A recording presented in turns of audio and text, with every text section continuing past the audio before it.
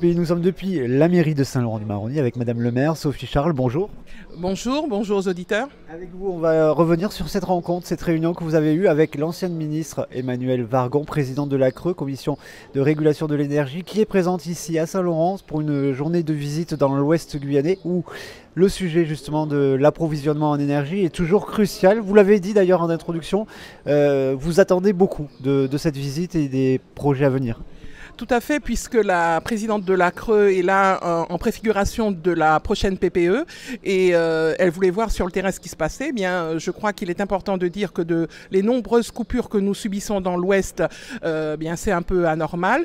Nous avons besoin effectivement de production d'énergie, mais aussi des réseaux, du doublement de la ligne qui amène justement l'énergie de Petit-Saut à Saint-Laurent-du-Maroni, puisque souvent c'est elle qui fait défaut et qui occasionne des coupures sur notre territoire. Vous aviez recensé 141 coupures de plus de 15 minutes en 6 mois, sans compter le blackout. C'est ça, c'était du 1er janvier au 31 juillet 2022. Nous avons fait ce travail pour prouver effectivement la difficulté énergétique dans laquelle nous nous trouvions sur le territoire. Par rapport aux questions que vous avez pu poser à Emmanuelle Wargon, les réponses vous ont-elles convenu et dans quel sens vont-elles ?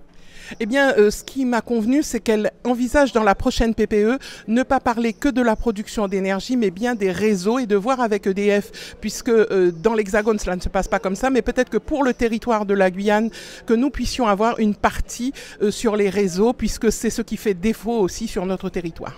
C'est ce fameux doublement de la ligne qui n'est pas encore inscrit à la PPE, EDF, vous allez l'obtenir? C'est bon? C'est ancré ou pas? Alors, je ne sais pas puisque je ne suis pas en charge de la rédaction de la PPE, mais en tous les cas, c'est ce qui avait été demandé aux événements de 2017 dans l'accord de Guyane. C'est ce qui doit se faire puisque c'est ce qui permet vraiment d'assurer une distribution énergétique pour l'ensemble de l'Ouest. En ce qui concerne l'autre gros dossier, la CEOG sur le site Prospérité, les chantiers n'ont toujours pas repris. Qu'est-ce qui se passe? Vous avez des informations? Vous pensez que c'est bon ou est-ce qu'il y aura... Les deux parties ont l'air toujours très opposées. Écoutez, moi je n'ai pas d'informations particulières. Tout ce que je sais, c'est que les élus du territoire de l'Ouest, en tous les cas, se sont prononcés pour la CEOG, puisqu'il nous faut une production énergétique et surtout au plus près du centre de Margaux, puisque c'est là où se trouve le point électrique le plus important. Et donc, en tant que président de la CCOG, est-ce que vous avez quelque chose que vous voulez monter au créneau à nouveau, appeler à la raison? Qu'est-ce que c'est que vous voulez dire aujourd'hui? Moi, je crois qu'aujourd'hui, il faut trouver des moyens de produire de l'énergie, de la distribuer sur le territoire urgemment. Parce que je rappelle que nous sommes sur un territoire où nous avons encore plus de 6000 foyers qui sont sans électricité, que nous sommes sur un territoire où vous avez des communes qui ne sont pas en électrification totale sur leur territoire. Et là, je ne parle pas même pas des communes de l'intérieur, je parle même sur le littoral. Donc, il est important pour nous que ce travail d'électrification se fasse, que ce travail de distribution de l'énergie soit opérationnel. Et puis moi je souhaite trouver une solution pour fournir de l'énergie aux personnes qui sont dans les squats, parce qu'aujourd'hui le vol d'énergie occasionne un certain nombre de